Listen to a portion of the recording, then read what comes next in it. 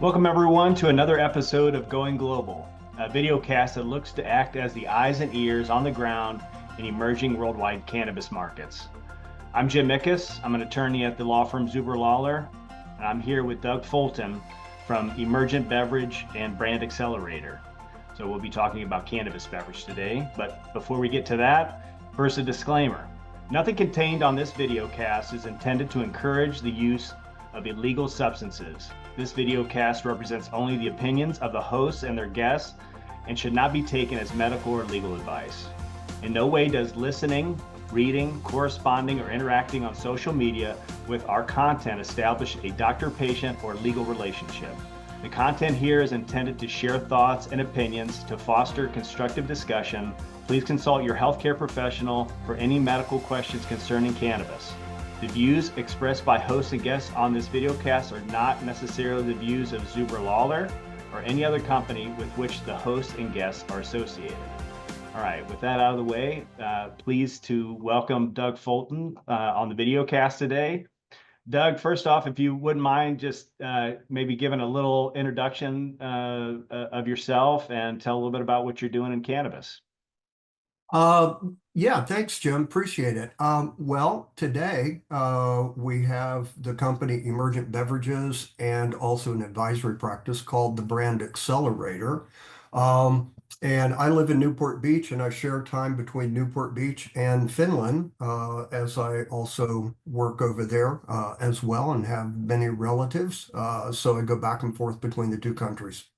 So can you share a little bit about your background and how you got involved with Emergent Beverage and the cannabis beverage industry? Yeah, it's funny how you never know what opportunity or fate is going to come down the road. And you would think that my background has absolutely zero to do with this industry, but actually there is some parallels, and I'll point this out. So I actually come from the television business originally, and also was in skincare manufacturing. I was co-founder of a skincare global manufacturing company. And in the television world, I was focused actually on Europe. And the reason being, in the late 90s, Europe got its very first private commercial television licenses. Up until then, each country had predominantly been public broadcaster. So there was two groups that went to Europe to try and conquer Europe as Americans, if you will, but at the same time, partnerships with the Europeans and the culture. And so one was a company, my competitor, called CME, launched by Ron Lauder, the son of Estee Lauder Cosmetics. And my group, SBS Broadcasting, my former CEO and chairman then went on to become the chairman of MGM Studios, Harry Sloan. And so my role basically was to launch television channels in different countries across Europe as the first time for commercial. And so 13 channels, 11 different countries over that course of time, living in Europe in different countries. And where the parallels are with cannabis, and then how I got to cannabis, at the time of the television, there were either regulatory laws in place or none in place, country by country, for how do you advertise? How do you actually operate in that particular industry? Each distribution method was different. One country might be satellite to cable, another might be terrestrial, et cetera, et cetera. So distribution were different. And education, you had to go from education of a public kind of mentality to a commercial mentality. How do you make profit? I'm not just a government worker to get a check. And then the last thing, how do you carry a brand consistently across each of those different countries, cultures, languages, and geographies? And so along that path, a fellow that I had worked with in the TV business, but he actually was from Toronto, Canada, he called me back in 2017 at the end of the year, and he said, "Hey, we haven't talked in a long time. I've got a public company. I'd like you to join the board." Hmm. And I said, "Hey, Jeff, okay, sure. It sounds cool. What's the media? Give me the pitch. What are we doing?" He says, "Oh, no, no, no, no. I'm going to build the largest adult rec cannabis beverage manufacturer in California. Hmm. You're in Newport Beach. I'm going to build it in Long Beach. I want you to join the board." I was like, "What? What? What are you telling me? Why?" And he said, "Well, you remember all those things in TV, different cultures, carry a brand across all of them, regulations different in every country, uh, infrastructure of distribution or no distribution, working with the regulators, the policymakers." I said, "Yeah, that's what we did." He said, "Welcome to cannabis." That was the adult rec license model. And it still is today in the US. It's state by state. Each state has different regulations. Distribution is different. You have to go through education. And if you were to do that in the adult rec or medical rec, how do you carry a brand across all those states? Well, there we are. That's how I got into cannabis. I always love the background stories of how folks get into it. And obviously, it sounds like your background translated really well into what you're doing now. Yeah, So you're with Emergent Beverage and the Brand Accelerator. yeah. Uh, I know that the two companies, and for the folks watching this, I've actually had an opportunity to work with Doug on some projects. So I've seen him in action and how helpful he is to the brands that he's working with on the cannabis beverage side. So if you could maybe talk a little bit about like what Emergent's mission is, and also what the Brand Accelerator's mission is. Yeah, absolutely. And it's interesting because again, you know how everything evolves in your life. So to pick up the Brand Accelerator was first, and Emergent came, and how it all came about and what each does. Um, I had left Tinley, the public company, about 2.5 years ago. Had the opportunity to scratch my head and say, do I really want to stay in this crazy space, or do I want to look at something else? So, as a soul-searching catharsis, I started to write a book, uh, and Okay. and the book was "This is what you need to know." The name of the book is called Grow. It's on Amazon. But the point of the book was these are the fundamentals. If you're going to launch a cannabis beverage, whether it be hemp or adult rec or infused adaptogens, whatever it might be, if you're going to go into this space, these are the fundamentals you need to know. Is it going to answer all your questions? No. But if you don't know these things before you jump in the deep end of the pool, you're going to have a real tough time.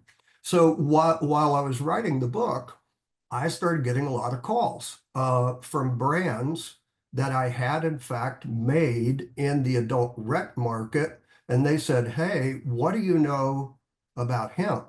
Because we see a bigger play. And can you help us?" And honestly, I'd had blinders on for 5 years in the adult rec space. And so I dove into it a little deeper and I said, "You know what? This is really something." So I started an advisory practice. It's called the Brand Accelerator. And the purpose of that is for either a startup or an existing brand looking to scale. They need a roadmap on the, let's say, pre-production side, the strategy, the business models, network of the right players, so you don't hit the potholes and try and figure it out as you go along. And parallel with that, formulation development and manufacturing. So those were kind of the two things. And I thought, well, okay, uh, I can work on the advisory. I can get people there.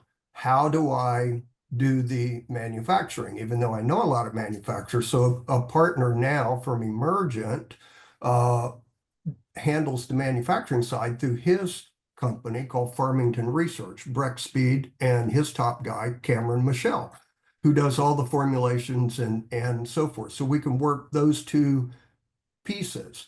But the real key to make everything work, especially from an emergent beverage side, was distribution. And my partner, who actually he was the founding member of the name Emergent Beverage, Tom Cortez in the Woodlands, Texas. Tom and I had known each other going back to when I was at Tinley.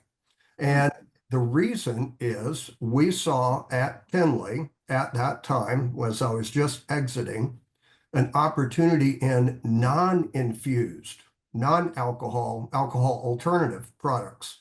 So we took our cannabis products, removed the cannabis, gave it a different name, call it Beckett's, and Tom was the fellow that got distribution for the non-alcohol because he had just started Emergent Beverage to distribute non-alcohol products.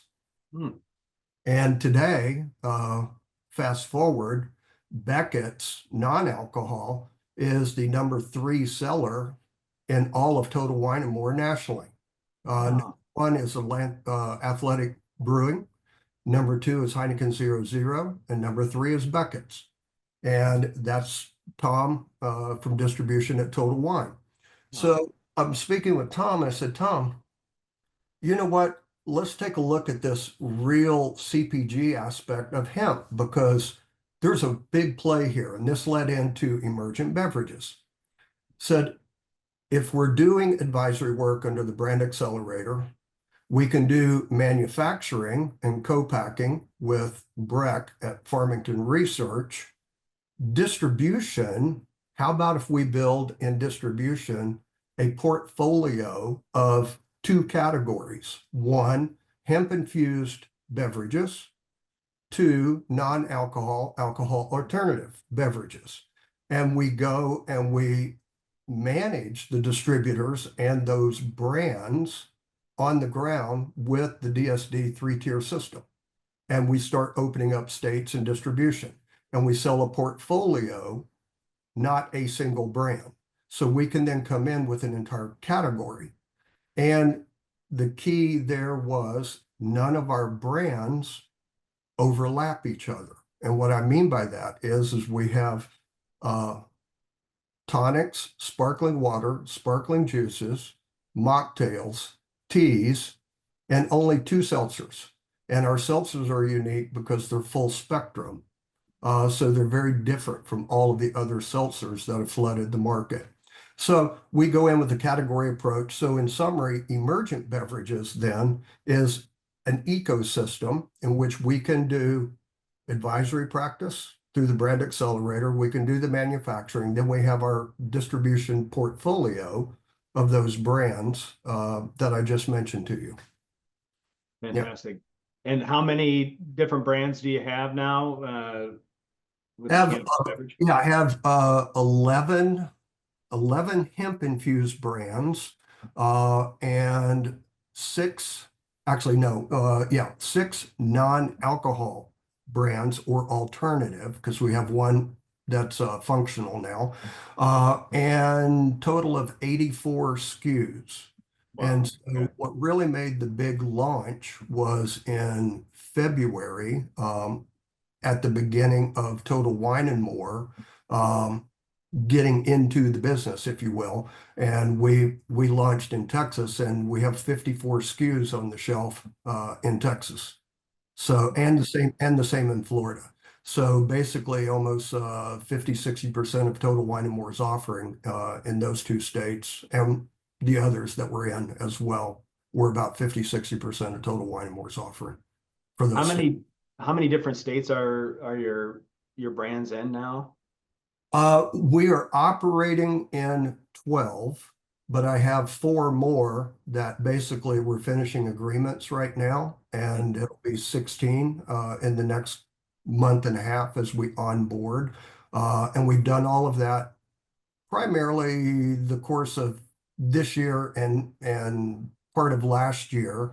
And last year's objective was to get the footprint, educate, really build a system that we could cookie cut to the proper states. And then this year, the focus is in those states, deep penetration and growth. So now we cast the net. Now let's go deep. So I'm sure you've seen in the media, you track it. I saw an article, Newsweek, I believe it was last week, projecting that cannabis beverage set to hit 117 billion, I think it was, by 2032. And now it's, I think, 2.5, 3 billion market, and mostly in the United States. So obviously, there's going to be growth. When you hear numbers like that, based upon what you're seeing on the ground, is there some validity to that? Do you share that enthusiasm for the growth of the market? I share the enthusiasm. Yes. Do I believe it that large of a number? I'm not sure. Okay. And there's a couple factors that actually will determine whether it can just skyrocket like that. One, the biggest factor, as you've seen, we've been getting a little bit of pushback state by state recently of politicians wanting to make headlines to try and not ban or restrict or just something that sort of messes with the federal approval of the Farm Bill in that particular state. And I know you've been involved with it in your own state. So I think that's going to have some influence on the speed of growth. The second, actually, though, it is the Farm Bill. So Mhm. if the Farm Bill is renewed in 2026, as we all hope that it is, and through the lobby efforts, like with CABA, and I know you're involved with CABA as well, Coalition for Adult Beverage Alternatives. The whole purpose is to try and create proper regulation, proper taxation, and move this under the three-tier system for the alcohol distribution, because who knows better how to handle a regulated product and alcohol than alcohol people. They've done it since Prohibition. Um, and that could also encompass cannabis as well as hemp, because those distributors could take cannabis to the regulated channels, such as dispensaries, et cetera, and the hemp market to the consumers at grocery stores, retail, bars, on premise, et cetera. And in so doing, when that farm bill is renewed, that's the trigger point that all the corporate alcohol companies are waiting on before they jump in. I've been told that corporately from everyone I've talked to. So the minute that happens, then you're going to see big investment dollars. You're going to see more banks open, more financial open, more distributors with much more comfort come in, and you'll see an extreme acceleration. And those alcohol companies, they're not going to want to reinvent the wheel. And I'm talking like Constellation, Diageo, Molson Coors, Anheuser-Busch. They're gonna they're gonna be looking for groups they can invest in or acquire Right. because they want to hit the ground running. But that's what they're waiting on, and I think that's then where you're going to see the real skyrocket for So the if you're a brand now and interested in being acquired potentially down the road by a bigger player like a Molson, what do you think maybe give us 5 tips on best way to get your brand set up for success and maybe a meaningful acquisition? what they're going to look at, the big companies. Um, they're going to look at distribution. What do you have? And out of the United States, and even though 2 of the states right now are off the table, out of the United States, basically the states that control 70% of volume of liquid. I don't care if it's water, Coca-Cola, Pepsi, alcohol, beer. It's New York, Illinois, Florida, Texas, California. If you have those states and you've got really good distribution and you're with a tier 1, then you've got something to show. Everything else will fill out around it as far as the other states, but that's where the volume is. Now, New York's off the table at the moment because New York's a mess, regulatory wise. California got pulled off politically. I think it will come back. I think it'll probably be 6 to 8 months, but it will come back because the demand is too much there. And behind the scenes, the legislators are now trying to figure out how to regulate it and tax it. When those come back into play, and Illinois is in play, even though it's a little bit of gray area at the moment, but when those are completely, red light, yellow light, green light, when those are green light, then game on. That's where the real volumes are going to be. Are you sensing that the green light is inevitable? Yeah, yeah. I think we're way past as a couple of the alcohol guys have said that the genie's out of the bottle. It's too big now. And so it's just a matter now of shocking headlines. We're going to ban this, we're going to do this, we're going to do that. And then you go and you talk logically and you get real regulation in place and taxation in place. And now you have a system that works. So right now that's kind of being done state by state, even though it has a federal umbrella, but it's still a fight. And as soon as the federal umbrella on the Farm Bill gets cleared up, then I think it's, again, game on. So if you were, I guess, king for a day and you could create a national hemp-derived THC beverage legal rubric, how would you do it?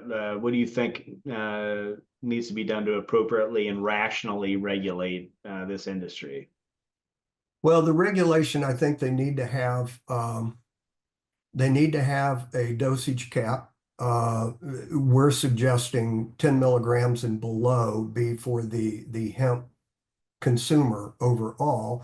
10 milligrams and above could be for dispensaries. This is what our lobby focus is. And then the COAs, the testing, to make sure the lab testing and everything from third parties are done exactly right. And then the taxation. And if you tax it the same way alcohol is taxed, because there's different levels of taxation in alcohol. Beer is one rate, wine is another, sparkling in spirits. You can look at it that way. It's a very easy model to understand, and it's a model that Washington is familiar with. So if we can just get that in, that's from a regulatory point of view. Then from a brand's perspective, they need to take their time. Do not chase the shiny object. I've seen too many brands want to scale wide too quickly. Then they don't have the capital to scale. The wind comes along, they get blown over because they can't support what they just grew. So best advice in the world is start in your own backyard, get it going well. When you have tested enough marketing strategies, enough manufacturing, enough being in the community, speaking with people and opening doors and have your distribution model that's really working and tastings and all those things, Right. then you cookie cutter it to the next state you want to go. And now you have a process. Of course, you're going to adapt culturally a little bit for each state because there's some nuances in each market, but you have your foundations and your model. You have to, in the beginning, if you're a startup and it's just a one or two person operation, make sure that you budget in not only starting from your COGS, then your profit margin, but make sure you budget in a sales, marketing, promotional budget, and then the percentage for the distributor so you have a complete path. Because I've seen so many people skip that marketing sales budget and just put in the distributor, and then they don't have anything to work with. And you have to have that in there. So even in the beginning, you may not be with a distributor, you may be doing it self-fulfilling, you may be doing things, but have those margins built. So then when you do, you're not having to reprice and go back to clients you already have and say, oh, I have to change things. You don't want to do that. That's great advice. And I've seen a lot just in cannabis overall. It seems that the companies that start out in a state and they stick to it and they grow their brand in their state and grow their production and just fine tune their business and best practices. Yeah. My mother used to say, stick to your knitting, and do it that way, as opposed to, one state kind of playing whack-a-mole with each state that opens up and going license chasing while you still don't have your business really stood up appropriately. Those Correct. businesses that are license chasing seem to not do as well as the ones that they really hunker down and grow their business. So I think that's really sound advice, and Yeah. it's easy to get Yeah. that wanderlust a little bit and want to try to take your brand everywhere. Well, That's advice. there's a lot of white noise out there, and if you listen to all the, Yeah, stuff going on, all the chatter, you think you're losing out, you're missing out, time yeah, slipping away. But no, it's not. We are at the very beginning of this sector, and yeah, you have got plenty of time. Just slow down, build the fundamentals, do it correctly. And you'll see a lot of these speedy rabbits and the yeah. tortoise, the old story, the old fable. Um, you'll see a lot of those speedy rabbits go away in a couple years because they can't hang in there. And that applies to a lot of aspects of human life. We have a tendency of being that way, but I think if you can be disciplined and just really work on growing a business and you know generating revenue and being able to Yeah, control it, I think that's really smart. correct. Internationally, so I know obviously the action is in the United States on the beverage side, and I've even written about this. I think it's really an outgrowth of the 2018 Farm Bill and descheduling low dose hemp, meaning 0.3% per dry weight hemp. Yeah. And we've seen this massive growth in beverage. Anything else going on? I know that you live in Finland part of the year. Anything internationally that caught your eye, or any opportunities for folks to look at internationally?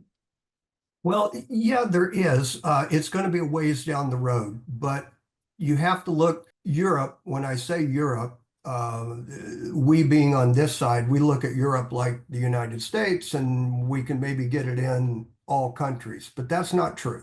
You have to look at it individual country, just like each state, and you also have to look at it like the adult rec or the medical rec licensed environment. It's going to be country by country.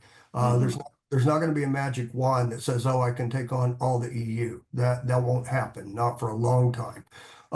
And what you see over there is you actually have to kind of break it down right now in a couple of sectors or categories, let's say, of licensing, and then also what Europe is following.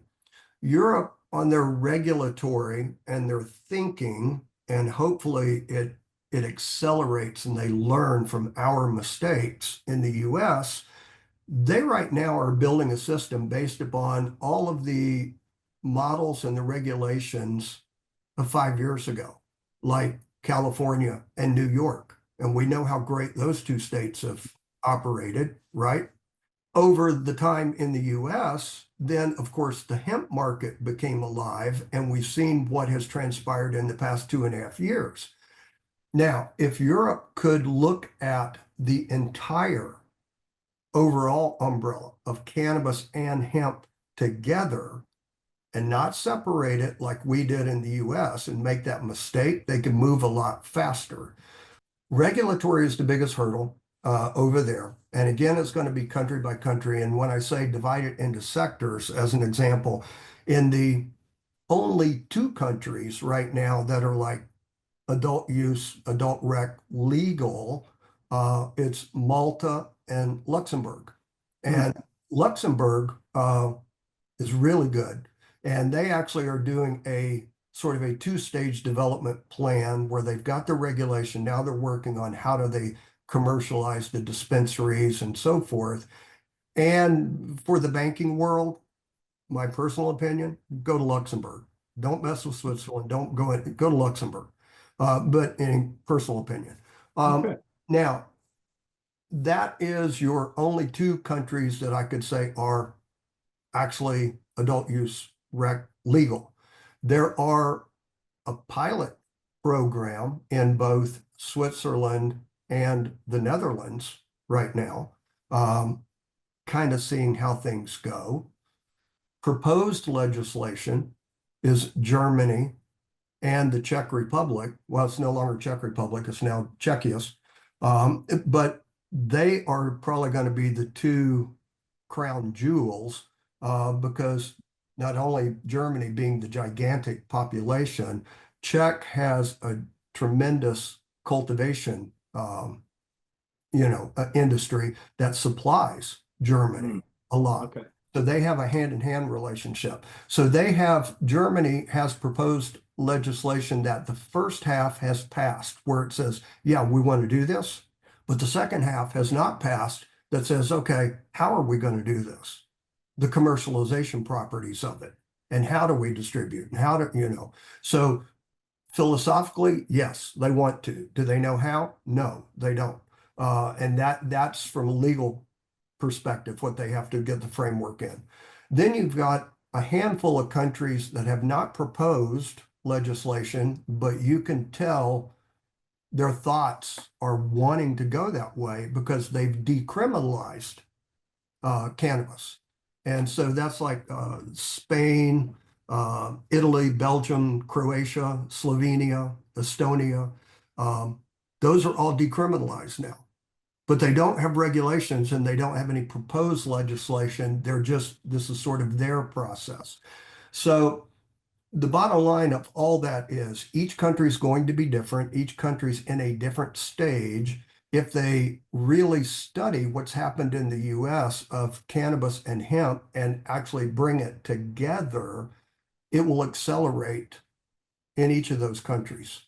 If they don't do that and learn from that, then they're going to go through the painful process, just like we did in the US, where they set up all the rules for flour, gummies, edibles, and they never thought of beverage.